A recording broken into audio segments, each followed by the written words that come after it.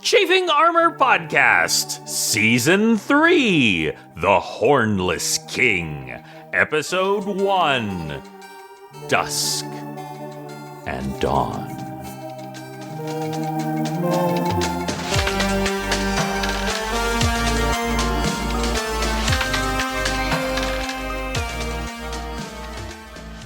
In the granite-hewn halls of the dwarven kingdom known as Draxul, every day, without fail, for the past 36,524 days, a hammer has rung out. A hammer blessed by the god Moradin. And today, 100 years will have passed, and the hammer will ring for the final time. The evil weapon, known as the Heart Cleaver, will be destroyed and shatter the power of a demon. As the dwarven cleric Thaddeus Brightstone approaches the altar one final time, his blessed hammer ready to strike, he calls out to his god. Moradin, the Soul Forger! Moradin, bless this hammer, and let the power of that beast fall into darkness and never rise again, eh? Behind Thaddeus, a sudden battle breaks out and is silenced. 3 figures, all in heavy armor, stride in, their helmets covered in dark, evil symbols of the Demon Lord. How dare you step into this hallowed ground? Yes, let's skip past that, shall we? We will not succeed. Your god will prevail, etc., etc. We both know you have one more day before the ritual is complete, and we both know that you will fail miserably. How did you even find this temple? Oh, we've known about it for a while now.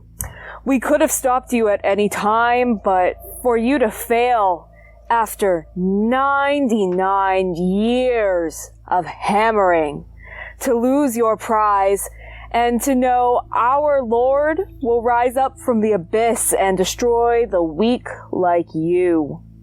Well, that was just too much to resist. As the 3 fallen paladins approach, cursed blades drawn, their leader speaks out one final time. Hail! Hail! Hail! In the 600th lair of the abyss, in a twisted maze of madness, laughter echoes through the darkness. Hail to the Hornless King. Welcome back to the Chafing Armor Podcast. I'm your host, Michael, and with me tonight is Izzy. Tell everybody who you'll be playing, Izzy.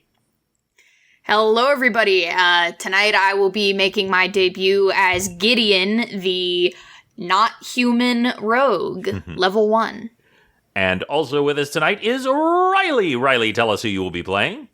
Hi, I'm Riley, and I'm playing Torrent Wobbletail, a blue Axolotl Tempest cleric who's freshly on the scene and ready for an adventure. And also with us tonight is Dare. Dare, tell us who you will be playing. Howdy, y'all. I'm Dare, and I'm playing Jack Hasenpfefffer, a fey rabbit folk that is growing up to be an alchemist artificer. And last but not least is James. James, tell us who you will be playing. Hello, everyone. My name is James, and I am going to be playing Lexicon, the Warforged Bard. Our story opens in Dusk Hallow. Night has fallen. A heavy rain pelts down. In the distance, the shrouded maw, the low ranges of mountains that promise evil and death are but a faint whisper against the heavy drops of rain. Gideon, you have an idea. Your funds are running low, but you know that there is an easy score if you can pull it off. There is a bag of coins. Not a lot, mostly copper, but there's some silver in there too. And all you have to do is get it out from under the little whirligig that plays music in the First Flood Inn. How are you going to get it? That is a great question. Gideon's strongest skill is to not be seen. He is most comfortable in darkness and is going to wait until everyone else has cleared out of the bar for night. He is not so keen on sleeping as a lot of other mortals may be. Mm-hmm. Well, I guess he is mortal. As a lot of the other squishies may be.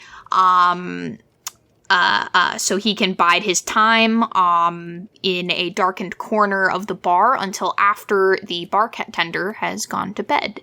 All right. So are you trying to hide in, like, as in, like, just trying to mill in with the crowd, or are you trying to actually be hidden somewhere, like, where no one can see you? Actually be hidden somewhere where no one can see him. Ooh. I think he might be currently inside of a barrel. I love this, and you know what I need is I need a roll for not being seen. And stealth check. That would be a stealth check. First roll of the season. Ooh, let's see. On the die, that's a 5, and I'm terrible. That's a 12. That's a 12? Okay. So it's not a complete failure, but what I'm going to say is this barrel inside the tavern, would you say? Yes. Okay, that would make sense. So what I am going to say is it's not so much that someone hears you, it's that something is going to happen to this barrel that you were not expecting. There is a very large orc. Even for an orc, this guy is big. He has a real name, but no one knows it. They all call him Muckraker. And he's actually a pretty okay guy. Like, he's pretty gruff, but he's fine. He actually, like, he's real good with kids. And he's sort of a bouncer for the place, but really more just so that nothing gets really out of control. And he does a lot of the heavy lifting for the halfling owner of this inn, the First Flood Inn, who the owner's name is Brun. And you suddenly feel your barrel lifting up as he begins carrying it to the back of the bar. Is there anything you would like to do before anything else happens? As you go by, you can see your target. There is this screen has just gorgeous drawings on it, like really beautiful art, and it's got like fauns and nymphs playing and singing and all kinds of instruments, and there's a whimsical tune coming out from it. Is there any what sort of tune do you think might be coming out from it, say, James?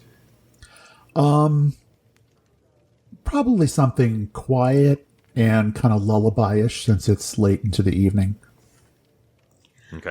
Okay, I know what Gideon wants to do. So, new character, just made the character sheet today, and I was unpacking. You start out with some random ass equipment that you look at this like list of crap, and you're like, when in the world am I ever gonna need 1,000 ball bearings? Oh, you'd be surprised how handy those come in. So, my classic mental image of a fantasy barrel is it's got like some knot holes in it, maybe ones that are holes. And Gideon is going to drop some of his ball bearings out of his burglar's kit that he comes with as a urchin background thief or rogue. and try to trip Muckraker. So I would definitely... You can either make a straight dexterity roll, or if you have a sleight of hand, that would sleight of hand. You may add your sleight of hand. That is a 14. 14 will do it, because it's pretty straightforward what's about to happen. So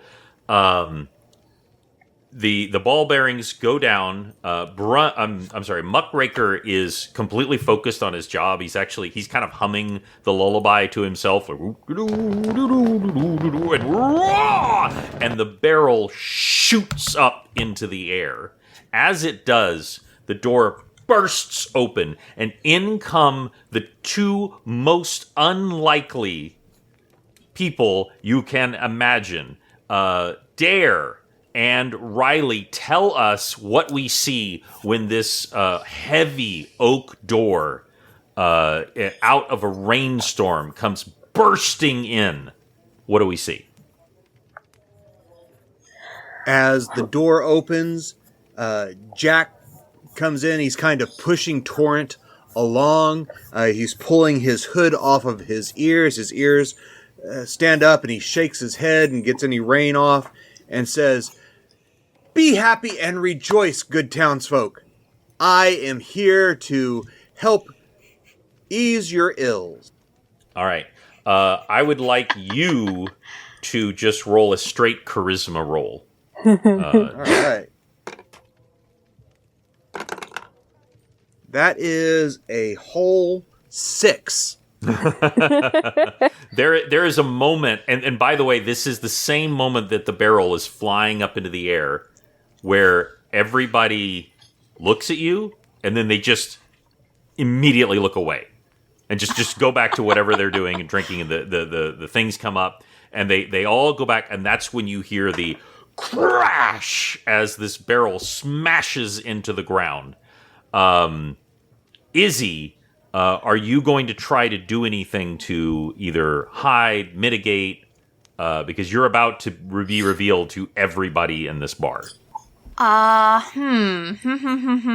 will say one thing. As you there's this infinitesimal moment where everybody is going back to their business, and before they turn to look at you, where your eyes lock on the most unlikely creature you could possibly imagine.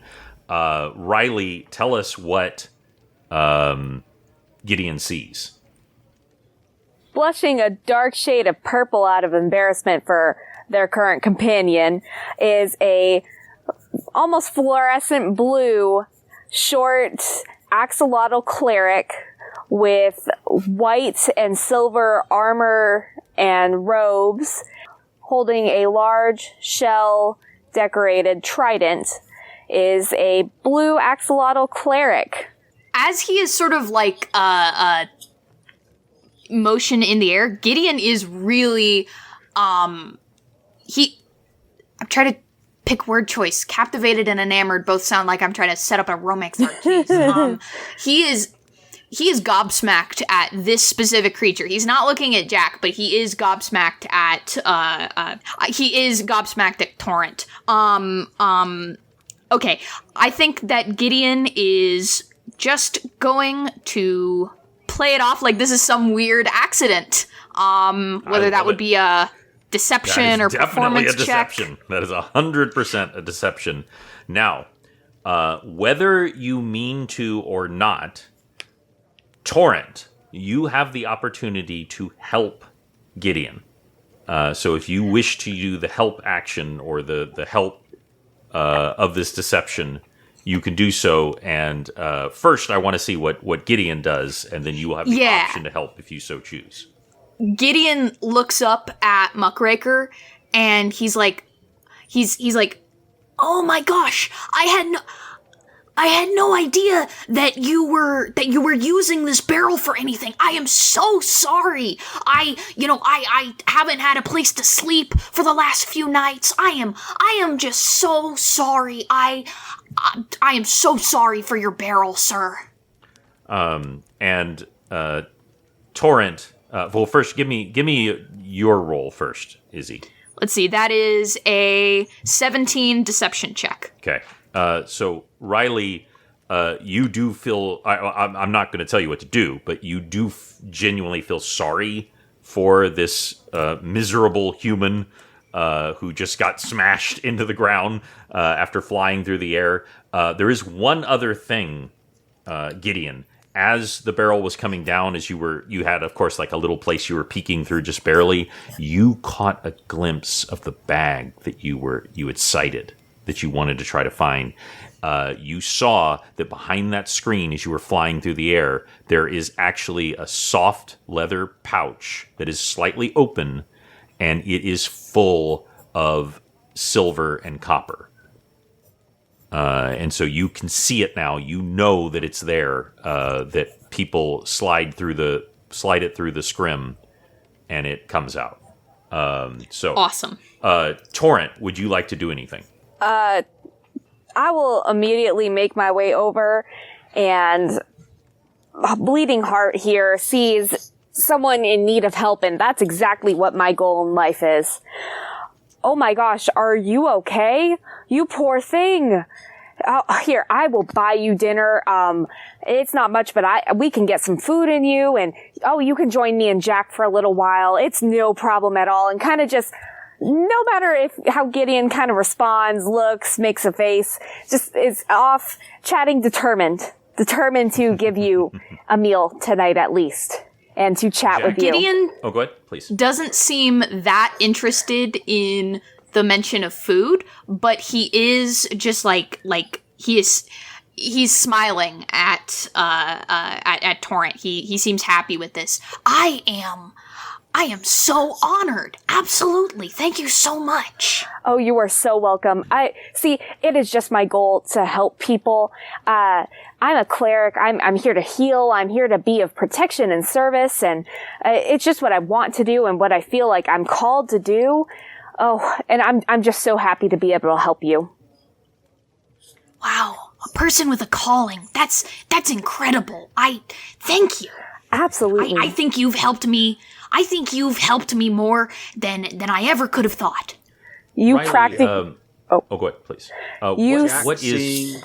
Oh, please. Yeah. There you go. Jack, seeing that Torrent is getting attention from Gideon, starts almost parroting her. Oh, yes, we're here to help you. We're glad to help you out. Anything we can do to help you out, we're just here to make the world a better place.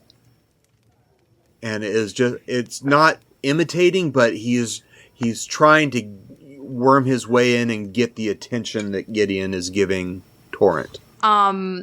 Gideon smiles at Jack. He's like, "Well, thank you both. You absolutely."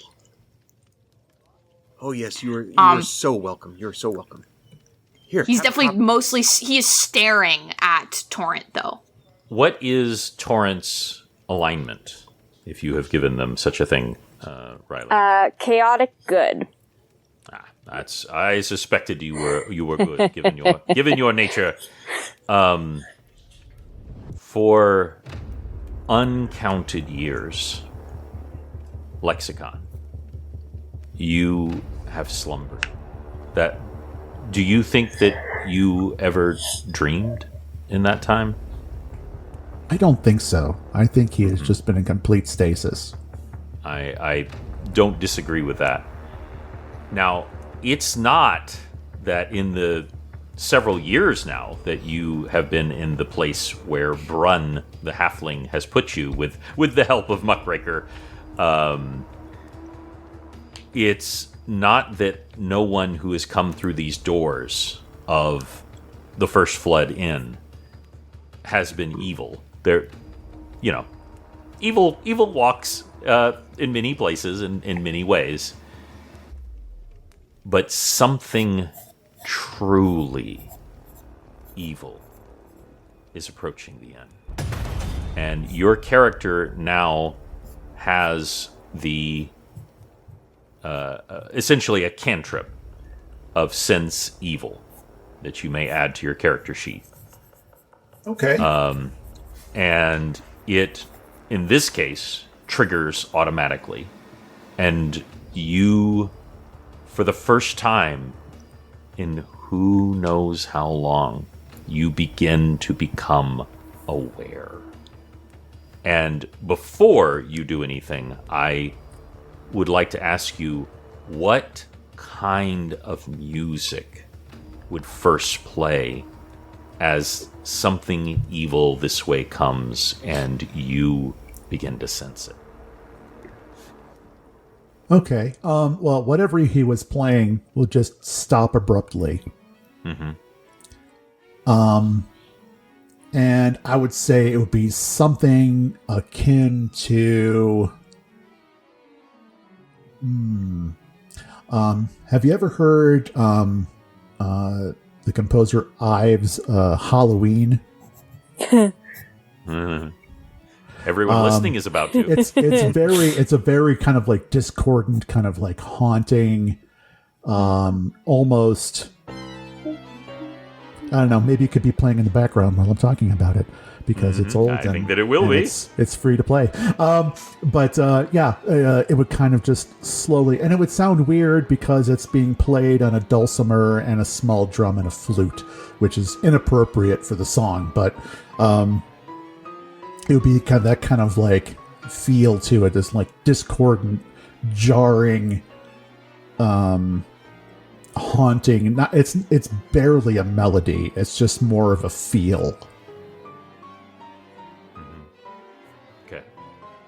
And the entire inn goes quiet as everyone, they are deeply disconcerted by this music. And one of the people, the goblin barmaid says, named Kale, yells out and goes, Bron, your whirligig's broken. Fix it. It's freaking me out. And the closer that the feeling gets, the faster it starts to play. Playing faster and faster and faster. And as you are, Torrent and Jack and Gideon, as you are making your way to a table and away from potential arrest, Gideon, which again you appreciated, that is when the door opens again. And the rain splashes through. But this time, instead of the ragtag weapons and armor that you all have, there is the distinct sound of plate mail. Ching, ching, ching, and in walks a figure straight out of darkness. It is clad in mail and a helmet over its face. There is no shield, but a long scabbard at its side, along with a small pack at the back, which seems too small for someone traveling on their own. And they have a helmet, and that's what really catches your attention, because the helmet is covered in sigils and symbols, but right in the center is an abstract painting, deep red. And that symbol, unlike the first season, is very visible. And it is an abstract drawing of a minotaur's head. Except one of the horns is missing. And the figure comes in, and the other thing that you notice is it reaching up and fingering a leather clasp around its neck. And around its neck is a silver hammer. But the silver is blackened, like it's been thrust into a great sooty fire. And everyone stops and looks at this figure. And you notice that it doesn't actually close the door. You just notice the door closes behind it. behind your screen for the first time in so long, Lexicon, you sense something that is a true enemy, something that is worthy of your attention. What is the first thing that you would do coming back to consciousness? Well, I will tell you. Having this sense of this creature, not really being able to see it so much, except maybe vaguely through the scrim. I think his instinct, without thinking, without talking about it, without vocalizing it, except in a couple of small words that are very quiet and may have been kind of lost in the noise of this chaos that's appeared. A couple of words in a primordial tongue that would activate the casting of fairy fire to highlight this evil. And he would need to make a Dex 13 save. Okay. He saves. And you sense like a finger swiping to the side, but then the helmet turns and looks at the scrim, and you feel its presence looking at you. And for the first time, you all hear a voice. It is a feminine voice, but it is deep and husky and dangerous. And it says, "Greetings, everyone. My name is Sir Kaleen Moorgrave, and I am a journeying knight, and I'm looking for something." It's his job.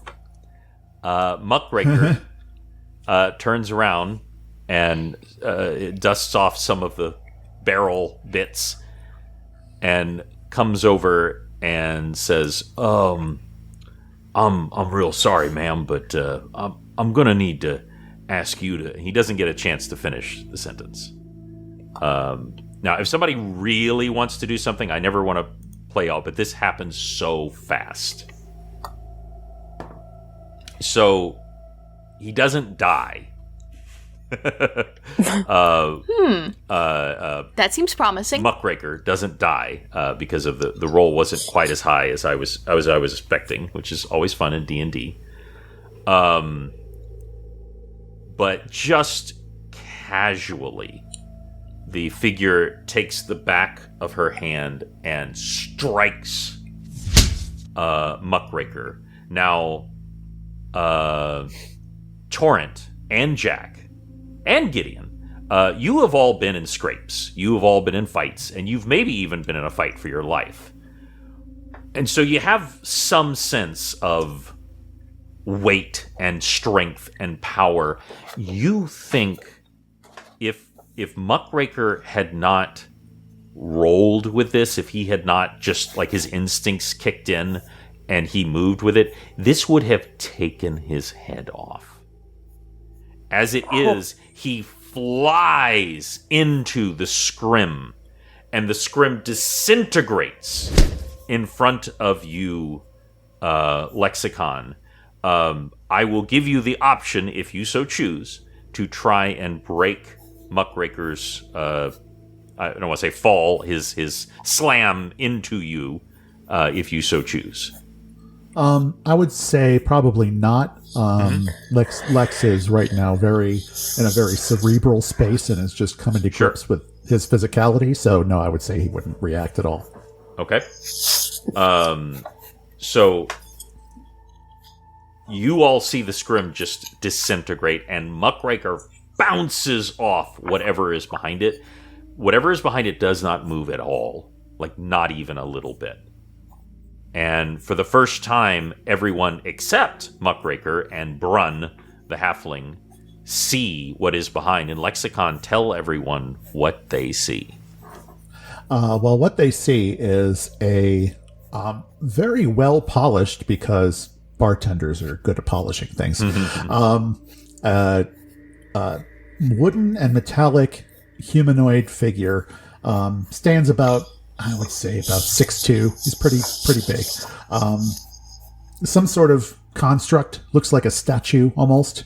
And his head is has no face. It's featureless, but it's made of like this kind of like bronze alloy material, and so are his hands and feet, and the rest is kind of like a wood, but like a very like no wood you've ever seen before. And there's a lot of scroll work all along through the woodwork and along the edges of the metallic areas.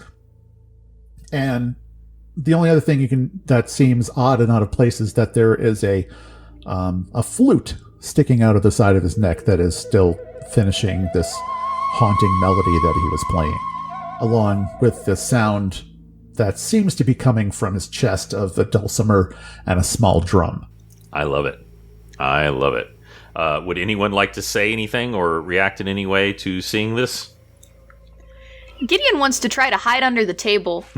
Okay, give me a hide. Totally fine. Let's see. Dirty 20. All right. You all, as you're just staring at this thing, you all lose track of. Just sort of slithers down at the feet of Jack and Torrent. And Jack, seeing this and having been trained by his mother, hops across the room to Muckraker and slaps a silver coin on him and uses that to cast Cure Wounds. Okay. You think you save his life. We're not quite to initiative yet. So I'm just going to go ahead and let you do this. So go ahead and roll your cure. Okay. And that is 3 points of healing. Okay. Muckraker was in bad shape, and he is still in bad shape. But he is not dead. As opposed to he probably was about to go, as we would say, into death saving throws, and so you have stabilized him. And you see his eyes like open up, and he looks over to you and is obviously in a lot of pain, but is clearly grateful to what you've done. And the figure holds up its other hand very, very lackadaisically and says, "Listen, this doesn't have to get ugly. All I need is the horn. Give me the horn, and I'll leave your pathetic lives to drink another day. Refuse me, and you will scream for all eternity." And is now going to cast a spell of some kind. I would like everyone to give me a wisdom save? Wisdom what saving throw. Yes. I would like everyone to give me a wisdom saving throw. Thank you. That was the impression I was getting. Yes. Gideon gets a 5. He's 3 years old. He has no wisdom. He has a -1. Wisdom is my dump stat, but I got a 12. Torrent got an 18. Ooh. Jack cleric. gets 12. Okay. So, everyone except Gideon, you are all afraid. Unless, of course, you are immune to fear. You are all afraid. You cannot approach this person, and you have disadvantage on trying to attack them at this moment.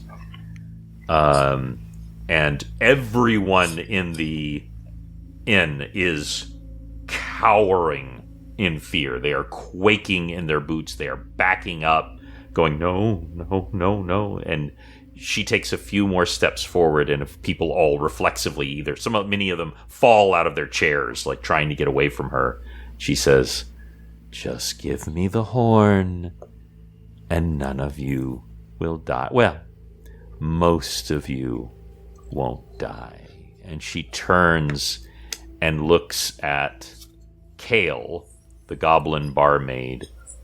She goes, somebody's got to go first. And at that moment, something inside you begins to play Lexicon. And I would like you to roll a... I would like you to roll... and you can add any arcana that you have. No, I'm sorry. Okay. You can add your charisma bonus. Okay, same thing. That works. All right. And as he does this, just purely out of some sort of like base instinct, he moves for the first time, and his arm comes up, his hand touches his chest to what was not so obvious before, was a small hole in his upper chest. And nice. It's a 22. All right. With that 22, a beautiful note, and probably in fact music, wafts through this place. And you all feel hope again. And you all feel, except for you, Gideon, though Gideon, you will actually get advantage on your next attack because you are so filled with hope because you had already resisted it. Not Gideon, I'm sorry. Torrent. I was going to say. Yeah, Torrent. And the fear that was wafting almost palpably through this room is dispelled. Now, instead of seeing a terrifying visage of your nightmares, you just see a terrifying night. Their hand was about to wrap around the neck and snap like a tiny twig, this goblin barmaid, and it looks up and looks at you, Lexicon. And it says, well, I guess you'll just all have to die. And I need everybody to roll for initiative. Oh, boy. Woo! Whoopee, wahoo. You said that my fear was dispelled, right? Yes, everyone's fear is dispelled. It's Delightful. funny. Every time you say something super dramatic, I'm waiting for you to say, and that's where we'll end. I trained you well. I Just trained you getting well. started. I really thought about it, but I want y'all to have some meaty combat on the first episode, even if it runs a little long. Woo! So Gideon rolled a 12. Gideon for 12, It's a 20 for, dirty 20 for 20 for Lexicon. Lex. Mm-hmm. That is a natural 20 for Torrent. So 23.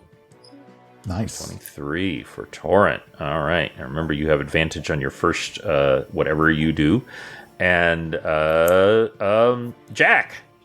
Jack rolled a fantastic 2. Oh, wow. So a That's total of 6. Jack was so geared up and ready for combat that they got a little distracted there. So that will actually bring the top of the order. I was thinking, sure, it was going to be Lexicon, but no, it's Torrent, the Axolotl cleric. As you watch this creature about to just casually end the life of this helpless barmaid, what are you going to do? Torrent is going to immediately clap their hands, trumpet this, and cast a guiding bolt at this crazy person. Nice. And he said advantage. Mm-hmm. So one was 13 plus spell. Alright, that was the exact same roll twice. So that is going to be a 19. 19 will hit. To hit. Alright, let me remember what the damage is. Let's see. 4d6 at level 1. Right? I'm gonna hit target. Yep. Radiant damage. That'll be 10 points of radiant damage right off the bat. All right. And is there any movement or any extra action that you would like to do at this time? No. All right. You have faced off against this knight Lexicon as you begin to move for the first time in however many eons or years. What would you like to do at this creature that you sense having evil? Lex is pretty much acting on instinct at this point. Just muscle memories just taken over. Or, gear memory, whatever you want to call it. And he will turn to this dark creature, and he will dash forward toward him, and as he does, a rapier comes out of the back of his right arm above his hand, and out from his wrist. And he will take a swing at this monstrosity of a person. Let's see what comes of that.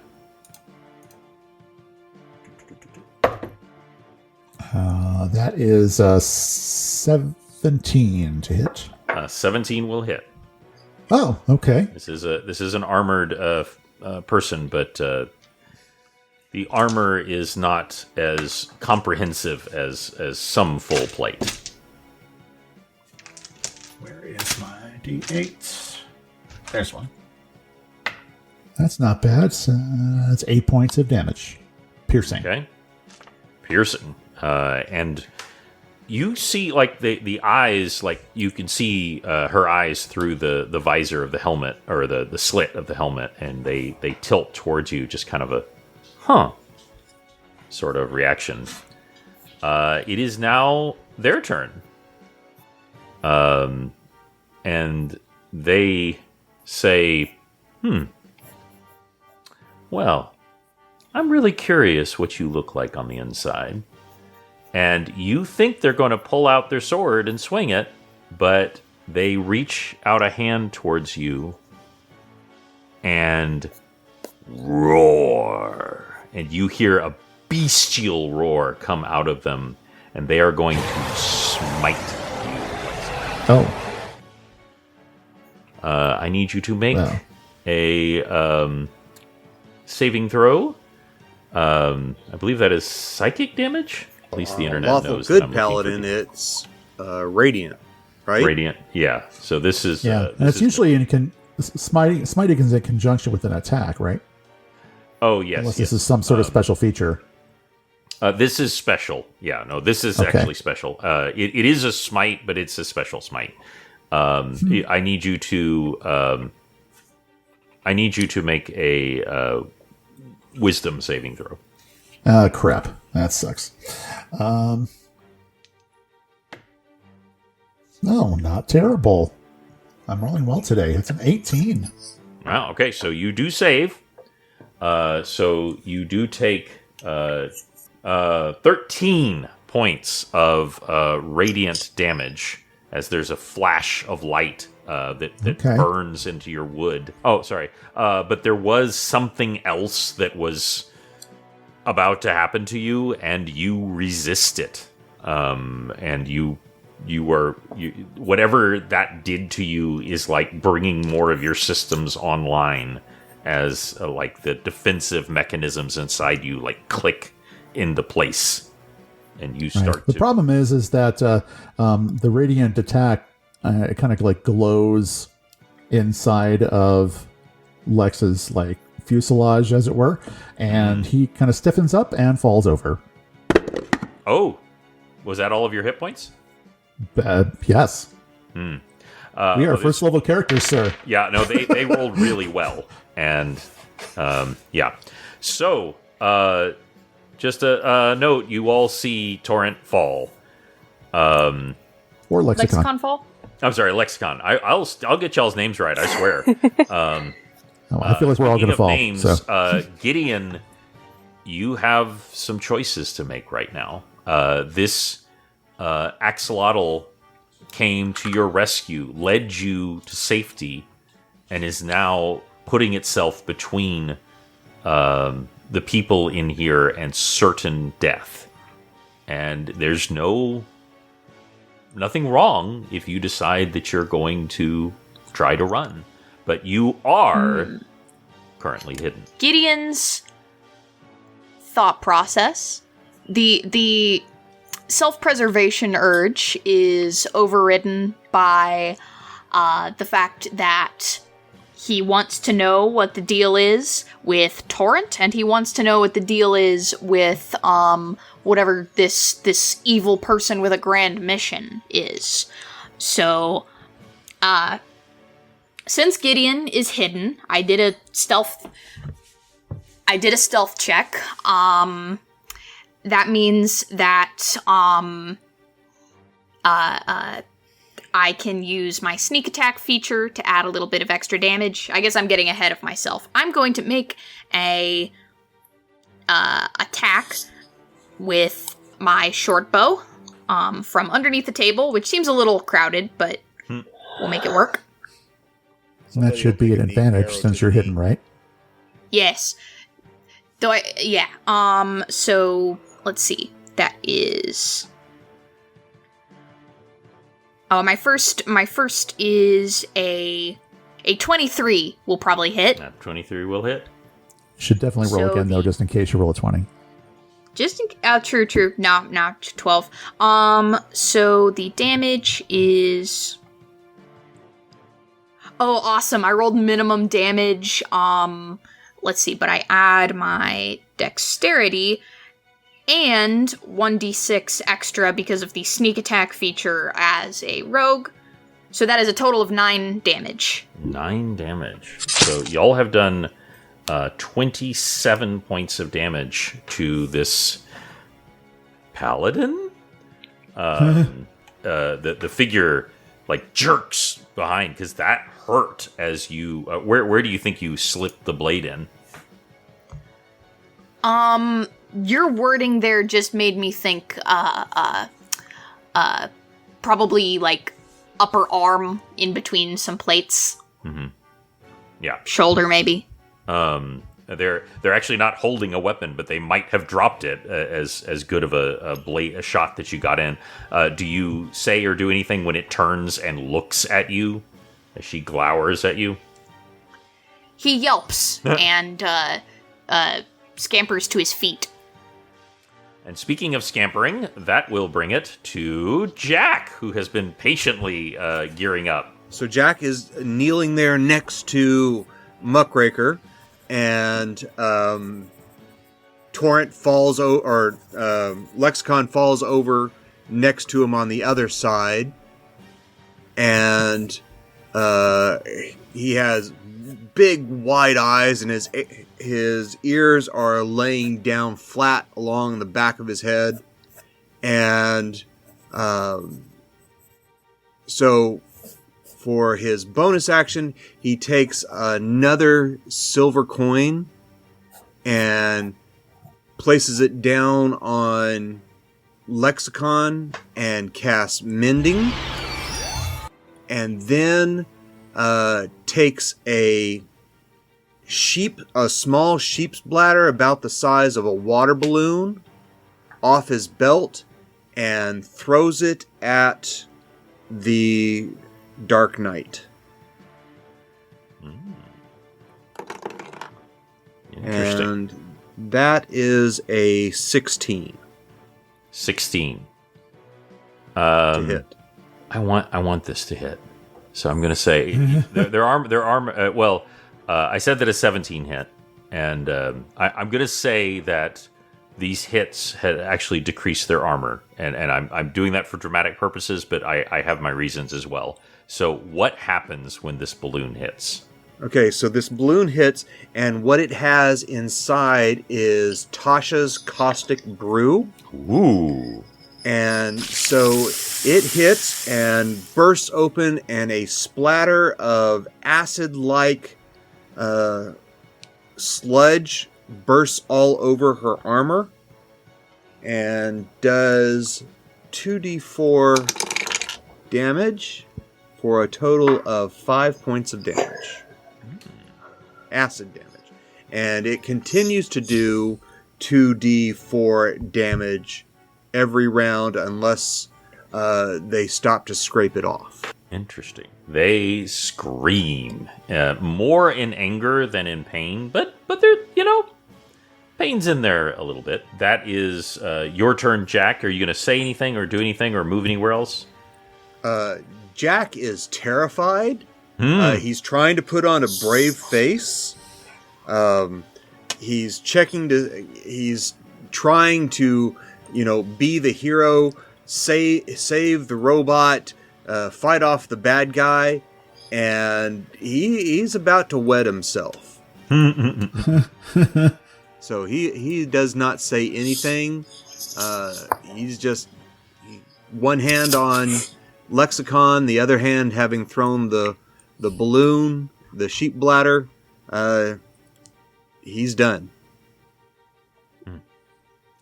Gotcha. So we are coming all the way back around to Torrent. Torrent, you saw this creature fall from this attack. You saw your companion help them out. You see how incredibly dangerous this thing is, though y'all have harmed it more than might have been expected. What would you like to do? Torrent is going to go ahead and hit with Guiding Bolt again. Let's see. Oh, that's great. All right, that is going to be a, 16 plus 6. 22 to hit with Guiding Bolt. That will hit. All right. That is going to be 14 points of damage. Radiant damage. Radiant damage. And how dare you come in here and attack innocent people? They have done nothing. You're just in here unprovoked and causing harm to these civilians. They laugh in your face as they are trying not to wipe off the caustic brew, and is driving them into a rage as that brings it to Lexicon. All right. Lexicon is unfortunately not helped by the mending spell that the rabbit cast, but he rolls a die, and there is a result, which I shall not share. Okay. A death save roll that I shall not share. Understood. Something else has happened in that last round, but I'm also not going to share that either. Just letting you know. Will bring it. Secrets. That will bring it to the paladin. The paladin is going to lose themselves to a bestial rage, and they begin to rage. They scream. They grab their helmet and pull it off, even though doing so, some of the acid actually splashes onto her cheek, and she screams and just, Rah! And she takes both hands and raises her gauntleted fists and brings it down on you, Torrent. That is 2. So even with our bonuses, question, will a 12 hit? It will not. How about a 15? It will not. Wow. Yeah, they rolled a 2 and a 5. So tell me, this enraged, and she's not like giant, but she's like 5'10", and of course bigger and bulkier in this armor, as she rages and gives to this bestial. Y'all probably seen barbarians rage too, but this is different. This is like an animal raging, as she's trying to just beat you to death with her bare hands. How are you avoiding them? For the first attack, she holds out her large trident and kind of rolls the first arms away. And when the second attack misses due to being off kilter and how short and slick she is with moving out of the way, almost like you're watching waves roll in a storm or thunderclouds roll in. I love it. But that was both of her attacks, and she misses. What are the odds of getting a 2 and a 5? Pretty low. But speaking of someone who's been keeping a low profile, Gideon. The knight is going to take another 2d4 acid damage. Ah, very nice. Since they did not wipe it away. They very much chose not to do so. How much 2d4? That is max damage. 8 points of damage. 8 points of damage. Nice. Yippee! Woo!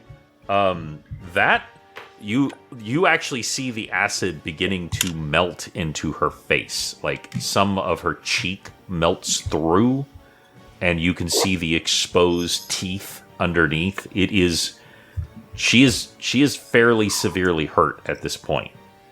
And she is becoming more and more bestial and raging. And that will bring it to you, Gideon. So since Guiding Bolt has been done on them, last I checked, that means Gideon has advantage on this attack, right? Correct. Yes, it does. Oh, thank you for reminding Gideon me. is going to come at them with his short sword. So to hit, that is a critical failure. Wait, I have advantage, right? Yeah. Oh my god. It's another critical failure. Wow. No! Our first critical failure of the new season. Too early. So Okay, here's my D100, 42. 42. Okay, The meaning of life. You just miss, which sucks. But And I mean, that is Gideon's action. I'm pretty sure that means the next person has advantage. I don't think that uses up the guiding bolt. It does. Didn't hit. I don't know. Yeah. Awesome, It beautiful. Gideon suddenly has second thoughts, and that's the end of their turn. yeah, and it's not that you're bad. It's just that while the armor is not as complete as, say, like a full plate mail armor, it's just really hard to stab an armored person, and so it turns your blade. But that will bring it back to Jack with your surprisingly effective caustic brew. And so Jack is trying to figure out what to do since the mending didn't work on the mechanical man. And Jack has used his small, meager spells. He will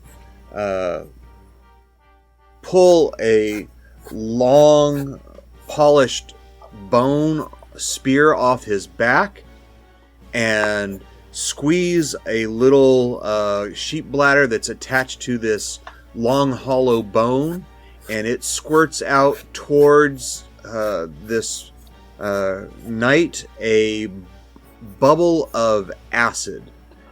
Kind of like an acid splash. And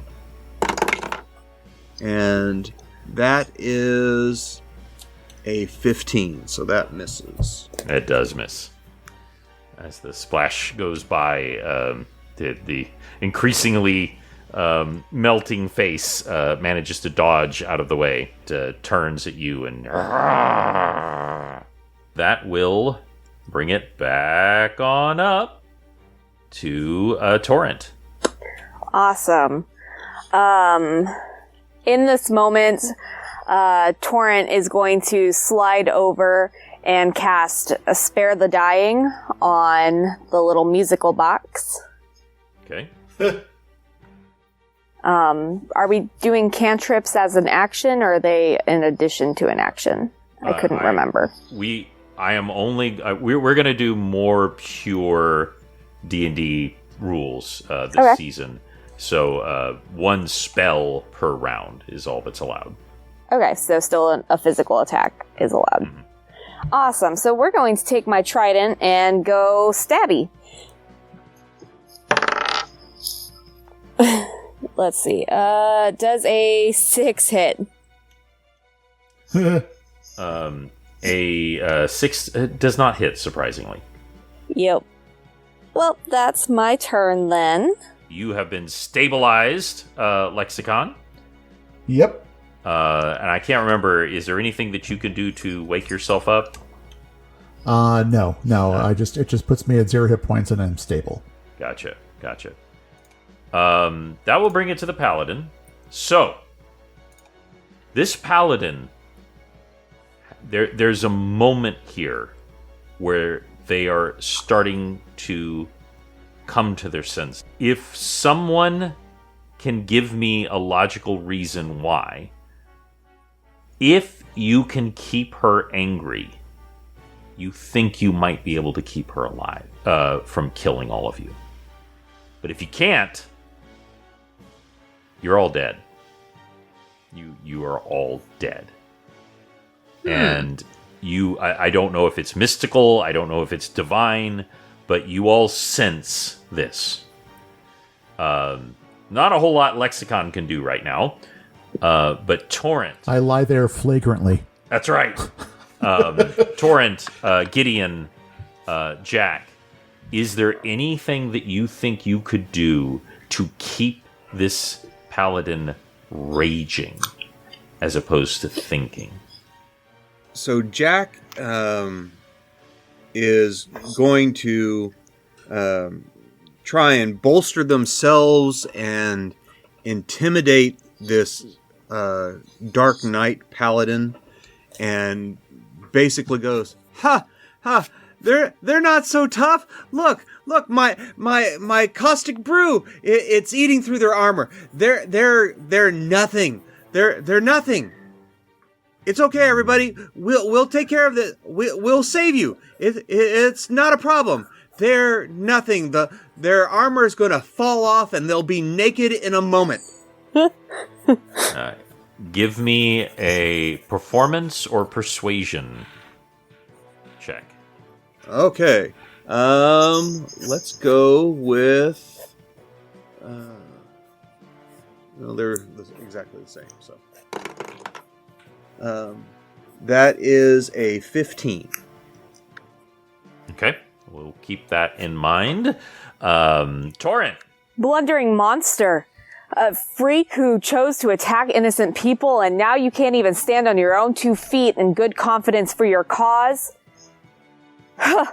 Look, a band of small creatures have stopped you. Half of us were shaking in our boots when you first came in. Clearly we had no reason to. Maybe we were shaking from laughter. I like that. Ouch. I like that. Give me performance. Intimidation's also an option. I was going to say, this is more like an intimidation. Okay. Charisma. Oh, that is a nat 20. Nice. Okay, so let's keep that in mind.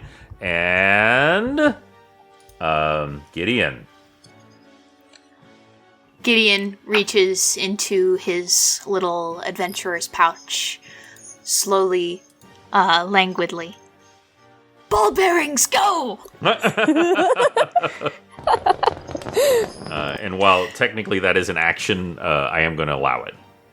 So you're going to try to trip them up? Yeah. Mm-hmm. I love it. Will that be sleight of hand? Sure, I will allow sleight of hand. 22. So 15, 20, 22. You all, both of you, Torrent and Jack, are intimidating them, inspiring everyone else, belittling them, frothing them up into a rage, just as this figure trying to dart mostly behind them slips down with these ball bearings that none of you saw from before, and they slip forward. And it doesn't matter how dark and evil you are, you're still gonna slip on ball bearings. And you all watch as this terrifying creature that was just starting to get its senses together and beginning to cast Destruction Wave slips and whams into the ground. Takes a total of 1 point of damage for a total of 47. And some more acid. Yep. Total of 47 points of damage, and continues to rage along with falling into the prone position. Now, it is their turn. So they are going to spend half their movement standing from the prone position, which I believe, does that allow an attack of opportunity? No, not in. No, not in D&D. No. Okay, yeah, just double checking. But they are standing from that, and they are now in a complete rage. You actually think that their face is deforming, in addition to the acid, and becoming more bestial. I got to roll a 2d4. Oh, yes. Give me that roll. Yep. That is 5 points this time. Jack. Huh? Tell me what happens when this final splash of caustic brew takes out this dark paladin. So this caustic brew is seeping into her cheek. It is eating its way through the armor, into the gaps of the armor, and the rage and pain that she's feeling as this acid-like substance is just eating into their flesh, down through nerves and arteries and bone, as it starts to hit something vital, and you see just blood starting to pour out with this black caustic liquid that they didn't bother to scrape off, and they fall to their knees once more as they're struggling to get up, and then face plant forward. And as it rings down, the inn grows deathly silent. And then Brun calls out, "Hail! Hail to these conquering heroes!" And everyone else says, "Hail! Hail! Hail!" And even though you are at 0, you click back to 1 hit point, Lexicon. Okay. And your senses come back online. And when you sense forward, however you want to say that you see forward, you see this figure, this fallen paladin. And behind it, you can see this monstrous shape, this amorphous minotaur, just howling with rage. And it seems to be looking directly at you. And that's where we'll end Chafing Armor, Episode 1, The Hornless King. Thank you all for playing. Thank you. Yay. Wow. Thanks for doing this. So excited. I can't wait to see where this goes. You guys are amazing. If y'all would like to see some of the art, some of the cool processes, some of the drawings, go to patreon.com/chafingarmor, and you can see some of that. Some of it will be free, and we're also going to unlock some extra goodies for you on that Patreon where you can help support us. We would love to have you on there. You can find us on the socials, Chafing Armor. We are on Instagram. We are on Facebook. We are a little bit on X, but not really. But we would love to interact with you. You can always reach out to me on any of those socials, and I would love to talk to you. But once again, to all of my wonderful players, thank you so much for starting this new campaign with me. Absolutely. Thank Starting out you. a new season, and it's going to be fun. I'm excited. It is. Thank you all, and until next time, we will scratch that itch for D&D Adventure. Bye-bye!